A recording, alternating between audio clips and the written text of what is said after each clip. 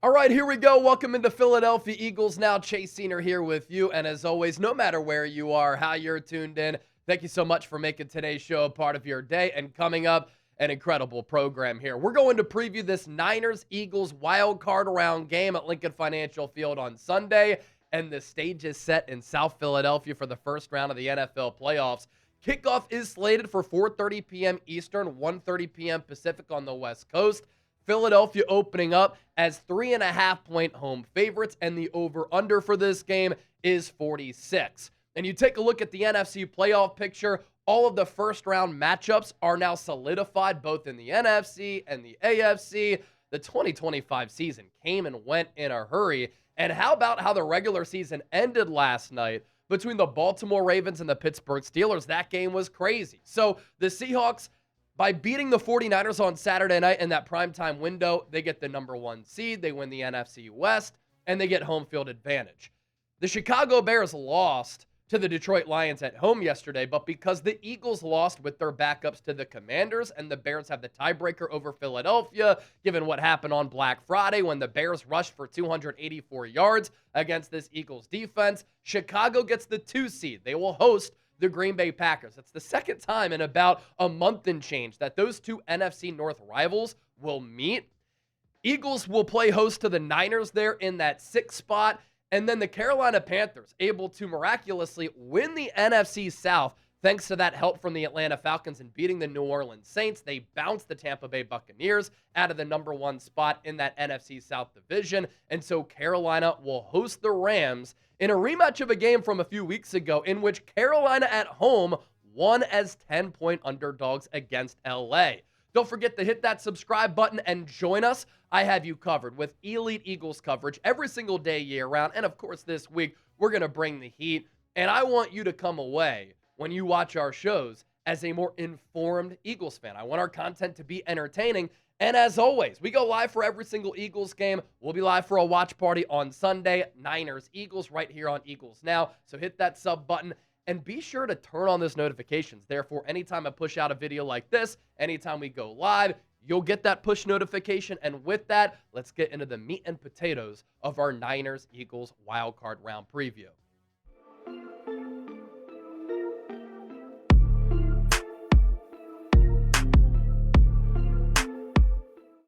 Really excited for this football game on Sunday. What a high-powered matchup we have. 2 iconic brands, 2 great organizations, and a lot of talent on both rosters here. Niners, Eagles in the first round of the playoffs in the wild card round, and obviously these 2 fan bases, they do not like each other given what has happened in recent memory. How we got here, where the Niners will travel to Philadelphia and play the 3-seeded Eagles. Philadelphia, 11-6 on the year, won the NFC East for the 2nd year in a row. It's the first time that a team has repeated as a divisional winner in the NFC East since the Eagles last did it in 2003-2004. So a little bit of a history element there for Philadelphia, ending that long 21-year drought. The Niners, on the other hand, playing in arguably the best division in the history of football. You might hear that and say, Chase, what are you talking about? It's the only time in the history of the NFL that one division had 3 teams to win at least 12 games. Niners, Rams, Seahawks. San Francisco finishing 3rd place in the NFC West. That's going to bode well for the Niners next year when they get healthier and they have a 3rd-place schedule compared to a 1st-place schedule like the Eagles. The Niners losing to the Seahawks on Saturday night. That game was for all the marbles, for the number 1 seed, and San Francisco's offense got shut down, less than 200 yards of total offense and only 3 points in that game. Kyle Shanahan was flummoxed by Mike McDonald. The Eagles, on the other hand, blew a wonderful opportunity as well, like the Niners. So both these teams coming into this game, coming off questionable losses, the Eagles elected to rest their starters, play their backups, and they lost to Washington, but the Bears lost to Detroit. So if the Bears lost that game, which they did, and the Eagles would have beaten Washington, Philadelphia would have gotten the number 2 seed in the NFC to host the Green Bay Packers for the 4th time over the last 2 years. And now this Niners-Eagles rivalry is renewed. A lot of history between these 2 cities as well. San Francisco, an illustrious history. Philadelphia, the birthplace of America. You can't write the history of the United States without including San Francisco. and Philadelphia. You look at the wild card weekend schedule all across the board, both in the NFC and AFC. I know I told you those matchups in the NFC earlier, but a little bit of a refresher. On Saturday afternoon, Rams on the road against the Panthers. The nightcap on Saturday, Packers, Bears. The Rams-Panthers game, 4:30 p.m. Eastern, and then Packers-Bears at 8 p.m. Eastern. Then you see the television networks below as well. And then on Sunday, January 11th, we're going to have Bills on the road against the Jags at 1 p.m. Eastern. Niners hitting the road to play Philly, 4:30 p.m. Eastern. And then the night game, Chargers on the road against the New England Patriots. That's the 7-2 matchup. And then on Monday night, the Houston Texans on the road to play the Pittsburgh Steelers after the Steelers, thanks to the heroics of Aaron Rodgers and Tyler Loop missing that field goal. They won the AFC North, and they are playoff bound once again under Mike Tomlin. Of course, when you think about Niners-Eagles, you have to rewind back to the 2022 NFC Championship game. And going into that game, I thought it had the potential to be one of the all-time matchups in the history of conference championships, because both the Niners roster and the Eagles roster were littered with a bunch of All-Pros, Pro Bowlers, and future Hall of Famers. So Philadelphia won that game 31-7, but context, of course, important. It was soured right away for the Niners. On their first drive of the game, Brock Purdy got hit by an unblocked Hassan Reddick off that left edge. He hurt his elbow. That's why he needed that UCL surgery. Then he came back the following year and was top 5 in MVP voting. Then his backup, Josh Johnson, because Jimmy Garoppolo was hurt, Trey Lance as well, came into the game right after Purdy in that first quarter, kind of kept it close, but then in the third frame, he got knocked out with a concussion. So late in the game, in an NFC Championship game, to determine who represented the NFC, in Super Bowl 57, we saw Christian McCaffrey taking quarterback reps. Really a shame that we didn't get to see a matchup between those two loaded teams, because I thought it could have been an iconic game. Philadelphia finding a lot of success on the ground as that Niners defense just wore out throughout the course of the ball game. The Eagles ran for 4 touchdowns, and they won the turnover battle 3-0. You rewind back to week 13 of 2023. The result flipped. The Niners able to get their revenge on the Eagles as Philadelphia kind of dealt with that Super Bowl hangover in 2023. San Francisco winning that game 42-19. Brock Purdy was in fuego. He threw 4 touchdown passes in that game. Deebo Samuel went off. 3 touchdowns combined through the air and on the ground, and he was picking up some monster yards after the catch. The Niners put up 456 yards of offense against an Eagles defense that was limping and bad at the time. And the Eagles ended the year losing 6 of their final 7 games. This game started that Eagles collapse, and the Niners kind of put out a playbook for how to stop that Eagles offense in Jalen Hurts. The Niners and Eagles really don't have much of a playoff history. It's so funny because I started covering the Niners in 2021 and then the Eagles in 2022. And I grew up in the Philadelphia area. And prior to me talking about the Niners, Eagles, and the NFL for a living, the Niners and Eagles really didn't have a rivalry. These fan bases didn't really care about one another. They didn't meet up in the postseason, really. And they were in the NFC West, NFC East. They didn't play a lot against one another in some marquee games. But now that has completely changed because these two organizations and teams don't like each other. And the new iteration of this Niners-Eagles matchup, I think it's safe to say it is a rivalry. Now, they've only met 2 times in the postseason, as I mentioned. In 1996, in the wild card round, the Niners beat the Eagles 14-0. And then, of course, the aforementioned NFC Championship game back in 2022. When I scout the Niners, San Francisco has one of the most elite offensive play callers combined with defensive play callers in the sport. Shanahan is the head coach, but he's also the offensive coordinator. Robert Saleh, obviously a former Jets head coach, and an elite defensive mind and defensive coordinator. And Saleh this year, with all the injuries on that Niners defense, has really done a great job of making chicken salad out of chicken shit. But you won't find a better combination leading the offense and defense across the league than Shanahan and Saleh. Brock Purdy, prior to a bad game on Saturday against that Seahawks team, in which he was, I believe, 6-1, 5-1 against Seattle prior to that game, when the Niners only scored 3 points, he was cooking. He had combined for 10 touchdowns in the last 2 games, 13 over the last 3. He did it against some mediocre to bad opponents, but Purdy was playing better than any quarterback in the NFL. How does he respond in this game?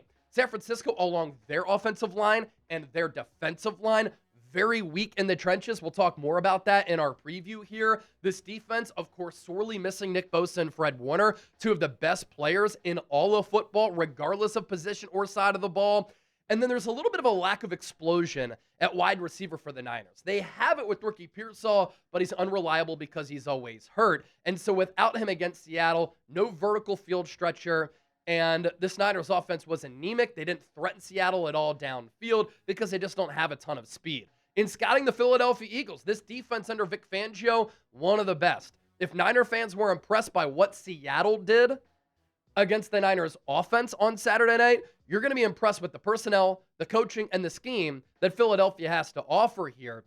And they've been white hot over the last couple of months, coming off a year in which they won the Super Bowl. They were all over Patrick Mahomes in that game, and they were the number one defense last year. And Fangio's unit is really sound on all three levels. They're violent up front. They can get after the quarterback. They're really good at the linebacker spot, and they can utilize their backers as blitzers, but also in coverage. They're good against the run. And then in that secondary, especially at the corner spots, led by Quinyon Mitchell and Cooper DeJean, they're also very sound there. As far as this Eagles offense, it's been a very weird season. For the fourth year in a row, Jalen Hurts has more than 30 combined touchdowns. A.J. Brown, Devontae Smith, over 1,000 yards. Saquon Barkley, over 1,000 rushing yards. Dallas Goedert has a franchise record 11 touchdowns at the tight end spot. Yet they've been so Jekyll and Hyde and up and down where they've lacked a lot of consistency. And they haven't been the same great running team that they were last year. This Eagles team, when you make it to a Super Bowl in 2022, you make it to a Super Bowl in 2024, when you've made it to the playoffs in 5 straight years. They're battle-tested. They also are clutch, and they thrive in close games. And the Birds have not lost a home playoff game since 2019. So with that, who you got on Sunday afternoon? Type SF for the Niners, PHI for the Philadelphia Eagles. Drop your predictions down below, and I'll give you my prediction a little bit later on. And let's do a sub-battle. Which channel can pick up the most subscribers this week? The 49ers Report or Philadelphia Eagles Now? Let's make this a little bit of a competition because it's going to be a great competition on Sunday. Which fan base cares more about their team? Hit that sub button right now. Some notable Niners injury news. Of note, I'm recording this on Monday, so we'll get more information on this all throughout the week, and of course, we'll detail and outline that. Trent Williams' hamstring injury, suffered that on that pick 6 against the Bears on that first play of the game 2 weeks ago. Did not play against the Seahawks. It is believed that he is going to play in this game. He turns an okay offensive line to a better offensive line. Without him, the Niners sorely missed him against Seattle. Ricky Pearsall, back and knee injuries, also did not go against the Seahawks. Shanahan did say if the game was on Sunday that Trent and Pearsall would have a better opportunity to play.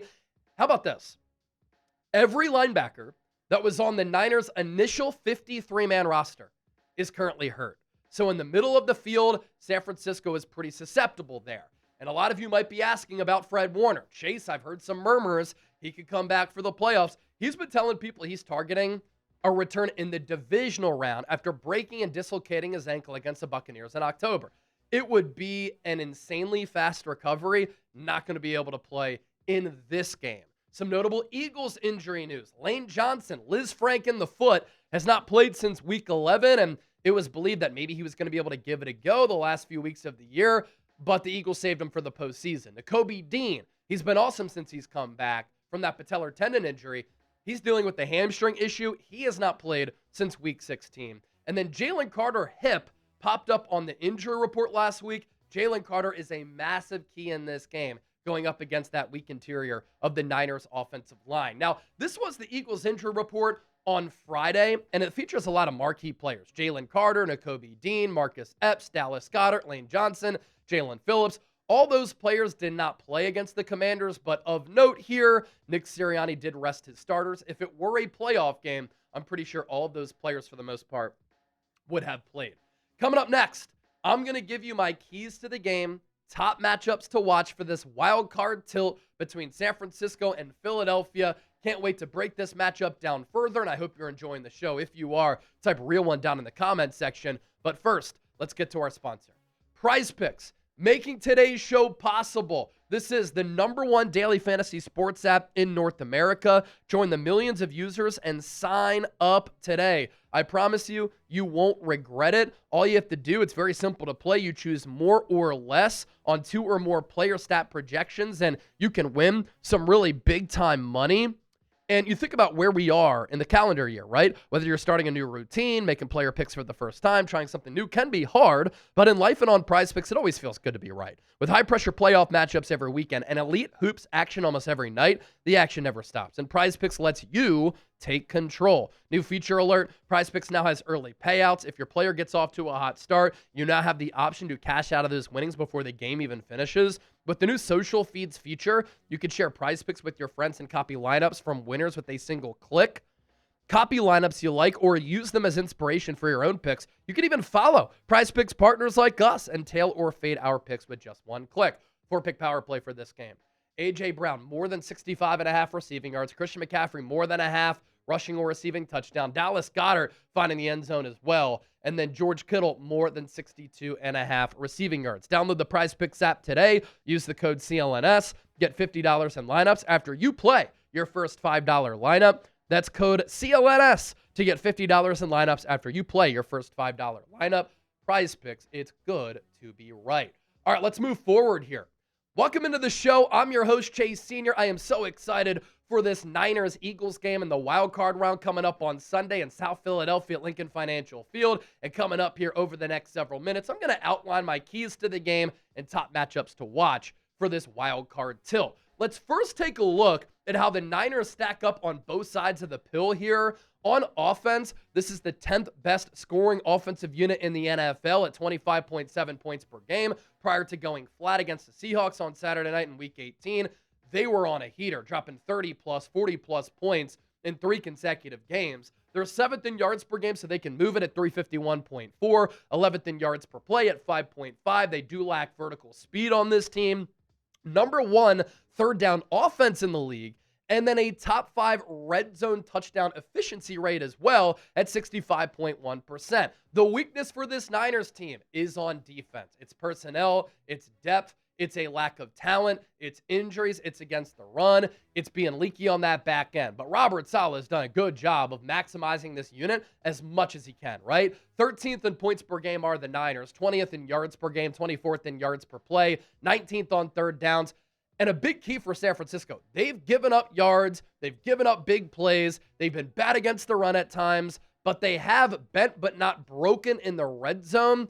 They're 12th there on defense. To the Philadelphia Eagles here, it has been a pedestrian offensive season for the Eagles, especially as far as their scoring output. 22.3 points per game, that's 19th. They're only 24th in yards per game, 19th in yards per play, 24th on third downs.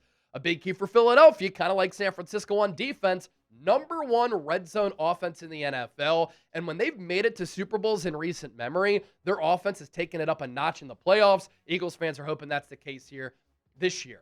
On defense, Vic Fangio's unit is humming. They're 5th in points per game allowed season long, 13th in yards per game, 7th in yards per play, 21st on third down. So Niners #1 on offense, Philadelphia 21st on third downs. That could be a big key in this game. But again, like San Francisco here, the Eagles, they buckle down inside that red area. As far as my keys to the game, top matchups to watch, this is a big one. Literally, physically. The Eagles' defensive line against the Niners' offensive line. This Eagles' defensive line has an opportunity to manhandle San Francisco in the trenches, take over the game, and overwhelm the Niners. There is a clear talent gap here. Philadelphia up front, they'll feature speed rushers on the outside who also have versatility. And then along the interior, there might not be a better 3 defensive tackle combination in the NFL than Moro Ojomo, Jalen Carter, and Jordan Davis, the latter of whom having a career year. The trade for Jalen Phillips has changed the complexion of this Eagles defense. He has been outstanding. And then Nolan Smith is a really dynamic player. And last year, he really turned it on in the playoffs as well. The best edge rusher on this team, arguably, could be Jalix Hunt. He leads the team in sacks with 6.5, leads the team in interceptions with 3. This is a former safety at Cornell who started playing pass rusher not long ago at Houston Baptist, and you see his athleticism on display. He's so active. Also has 9 TFLs against the run, 2 forced fumbles, those 3 picks, and 3 passes defended. So that is an all-star caliber defensive front for the Eagles there.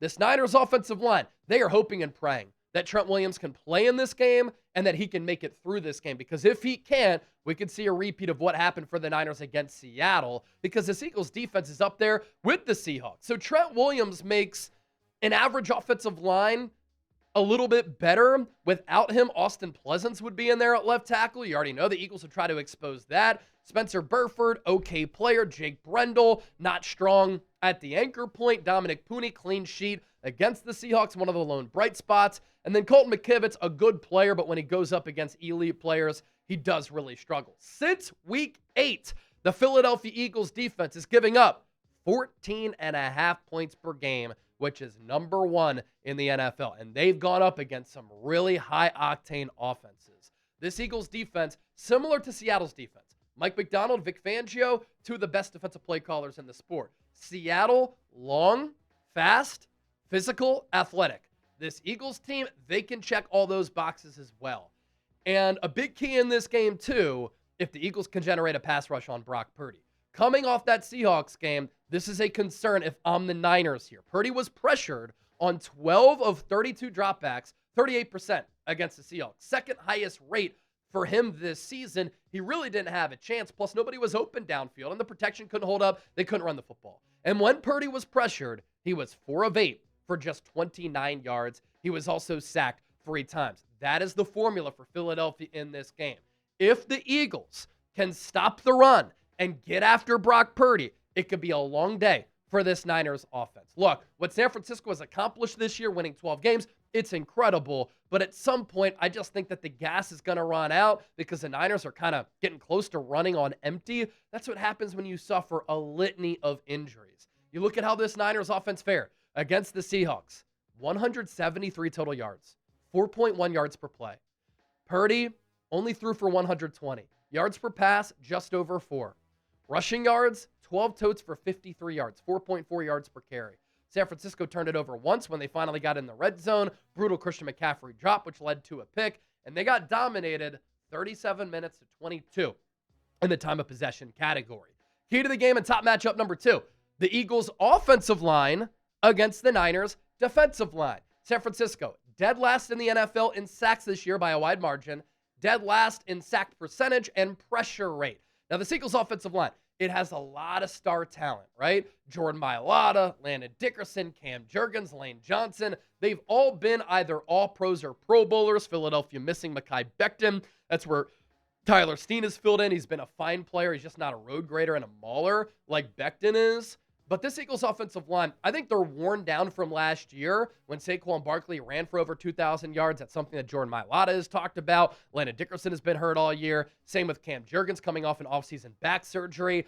But I still like, physically and coaching-wise, how they match up against this Niners defensive line. This defensive front for San Francisco is one of the worst in the NFL. And it's kind of a miracle that they won 12 games this year. That's props to Kyle Shanahan and Robert Saleh. Keon White, nice player, but not great or elite by any means. Jordan Elliott would be a backup on a lot of other teams. He's a good run stuffer. Kalia Davis, he kind of is what he is. And then the former Eagle Bryce Huff, good start to the year, but he clearly needs talent around him. He was playing well alongside Mykel Williams and Nick Bosa. When he's been the number 1 pass rusher, he's really struggled to get after the quarterback. And the Seahawks offense against the Niners, they had a bunch of success up front with their offensive line against this Niners defensive line. 361 yards of total offense, 5.4 yards per play. Funny enough, I thought they kept the ball out of Sam Darnold's hands. He really didn't have to risk it all that much. The Seattle Seahawks were very safe with their offensive game plan. This was the big key here. Niners couldn't get stops. In the ground game, they gave up a couple of back-breaking 3rd and long conversions that can flip the momentum of a game and really deflate you. Seattle possessing it for 39 carries, 180 yards, 37 minutes, and they didn't turn it over once. Now, Philadelphia, 16 turnovers on the year. That's top 10 in the NFL. They play pretty clean football. 5 of those turnovers came in that Chargers game. And while Saquon Barkley has had a quote-unquote down year, A down year for Saquon coming off of Offensive Player of the Year honors, where he was over more than 2,000 rushing yards in the regular season and set the record for the most rushing yards in a regular season and playoffs combined. He still ran 280 times for 1,100 plus yards, 7 touchdowns, and 4.1 yards per carry. I guarantee you this, that the Eagles are going to come out, they're going to force San Francisco to stop the run. And if the Niners can't, that could spell trouble. You also have to account for Jalen Hurts as a runner. Prior to that Bills second half, the Eagles were using Hurts a little bit more in the ground game. And then when the playoffs come around and the pressure is on, Hurts plays his best football. He's so cool, calm, and collected in a flatliner, and he uses his legs more. This Seahawks team, they were road graders on the ground against the Niners. What that does, it doesn't just wear down your defense, keeping the defense on the field for a long time. With a rhythm-based offense, it keeps the offense on the sideline, and we just saw the Niners could not capture any flow or rhythm on offense because they didn't possess the football all that much, which is why they had 8 drives and they had 4 3-and-outs. Can the Niners on defense guard the Eagles' weapons? Statistically, Philadelphia kind of an average offensive unit this year, but they're the highest paid offense in the league, and they have a bunch of star power.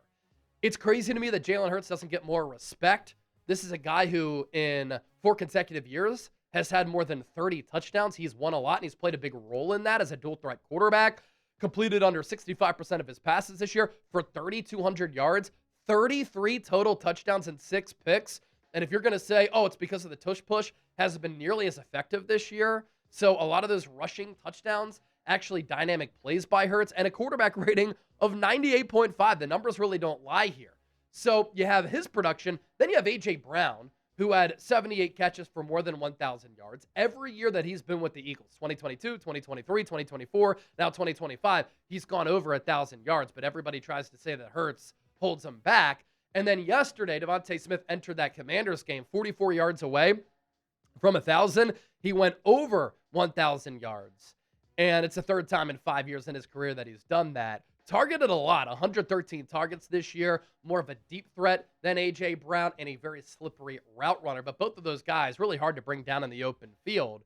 And then Dallas Goedert, he's criminally been underrated as one of the top all-around tight ends in the NFL for the last several years behind George Kittle, who I still think is the best tight end in football. 60 catches for 591 yards and 11 touchdowns for Dallas Goedert this season. Where it could get interesting, there is a clear, and I mean clear, coaching advantage for San Francisco.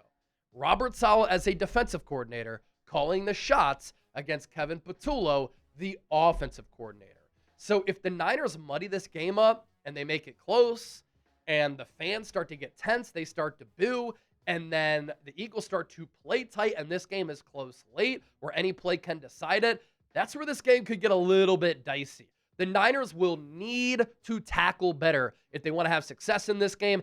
18 missed tackles against the Seahawks on Saturday night. Completely unacceptable.